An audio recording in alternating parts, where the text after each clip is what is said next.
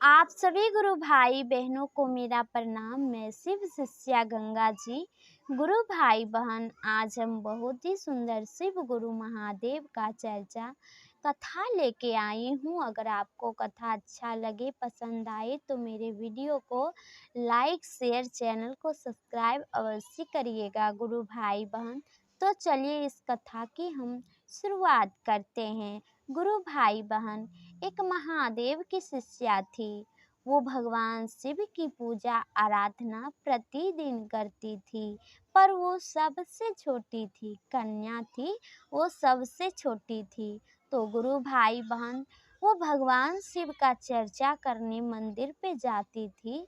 तो कुछ लोग थे और आस पड़ोसी जो कहते थे, अरे तनी गोकता हइये है, तनी गोकता हइये है, बच्चा है और भगवान शिव की चर्चा करने प्रतिदिन मंदिर पे आती है, सो पढ़ाई लिखाई नहीं करती है। आज तुमको जो है ना, सब तुम्हारा पूजा पाठ हम बंद करवा देंगे। देखना, तेरे पिता से हम कह के तुमको खूब मार खिलाएंगे।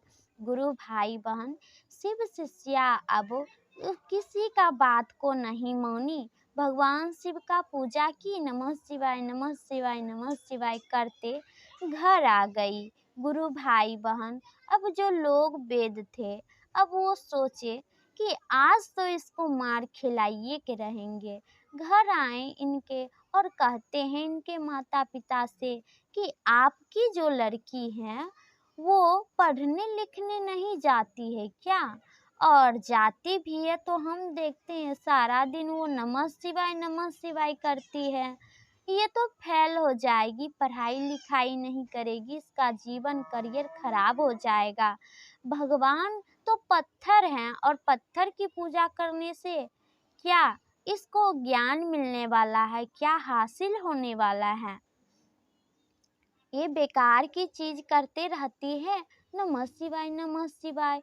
इसकी आज खूब पिटाई कीजिए। गुरु भाई बहन, सब कोई जब बोलने लगे चारों ओर से उसके माता पिता को, तो उसके माता पिता उस सब के बातों में आ गए और शिव शिष्या को एक बड़ा सा डंडा निकाले और खूब पीट पीट के मारने लगे। पर गुरु भाई बहन, शिव शिष्या मन ही मन वो नमः शिवाय का जाप कर रही थी।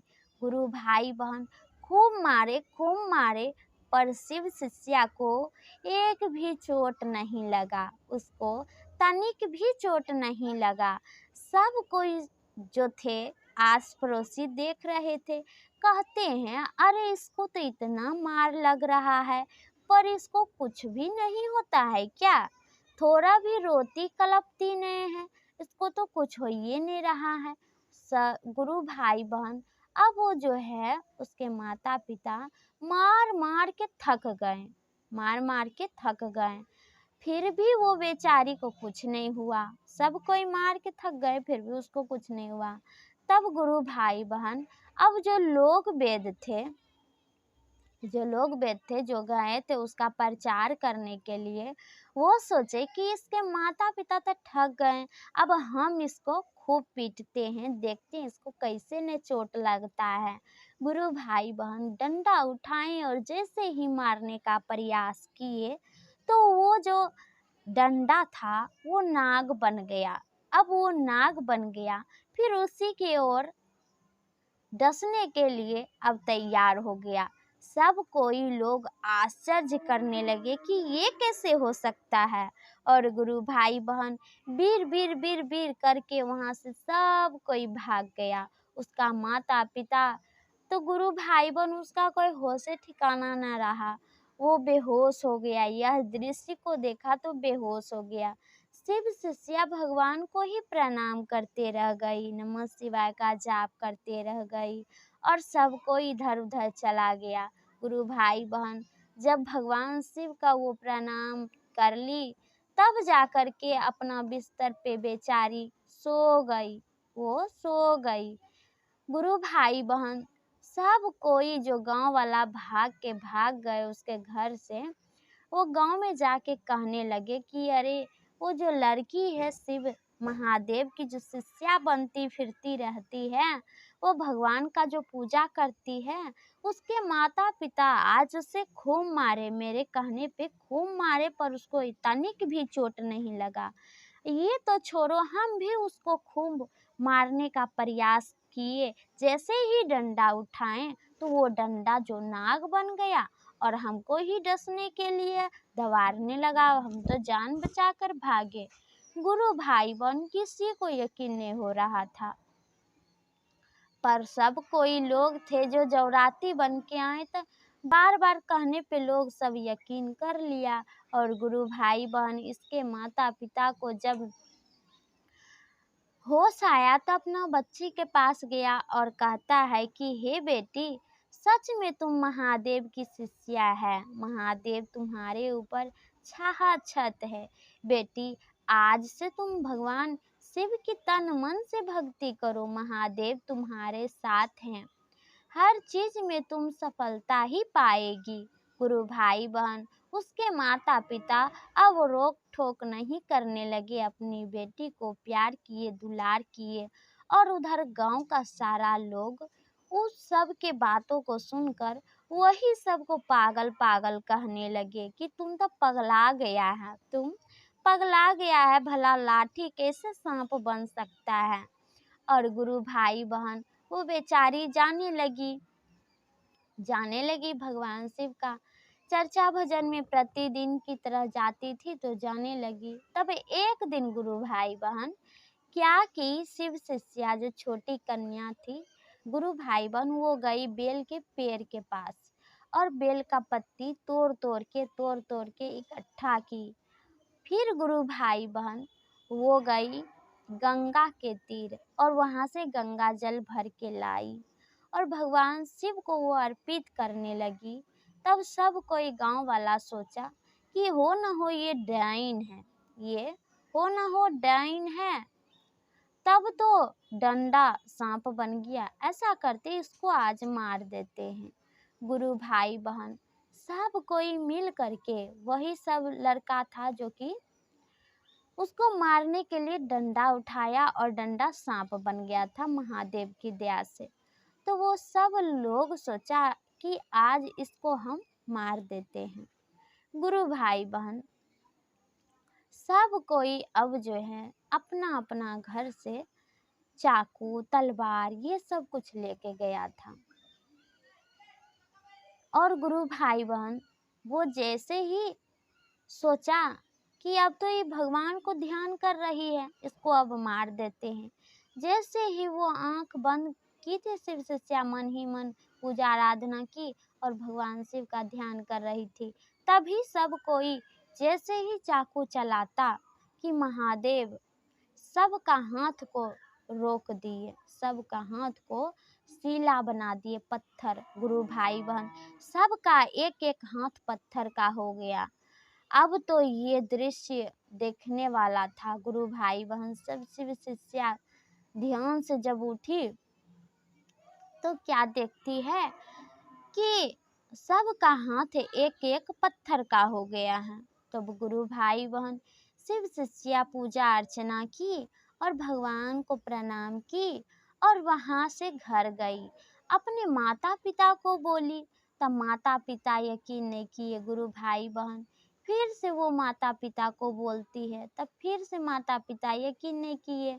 तब गुरु भाई बहन फिर वो शिव शिष्या अपने माता पिता को लेकर के आई मंदिर आई, तो उसके सबके माता पिता देखे वो। तब गुरु भाई बहन जो जो लोग थे जिसका जिसका हाथ सीला हो गया था एक एक, तब कहते हैं वो रो रो करके कि हे भैया, आपकी लड़की सच में महादेव की शिष्या है। देखिए महादेव जी हमारे पाप कर्म के कारण हमको दंड दिए, हम सब का हाथ सीला बना दिए, एक एक हाथ को सीला बना दिए। कृपा करके आप अपनी बच्ची से कहिए कि महादेव जी से प्रार्थना करे और महादेव जी मुझे ठीक कर दे।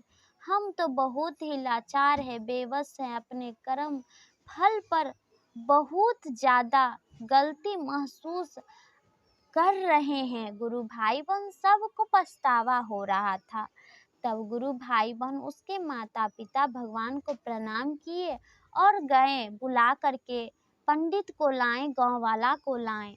तब पंडित जी कहते हैं कि हे बालक, ये शिव शिष्या जो है भगवान शिव की शिष्या है, और तुम सब ने ये जो पाप कर्म किया, इसको मारने का प्रयास किया, तो बिल्कुल सरासर पाप था, गलत था।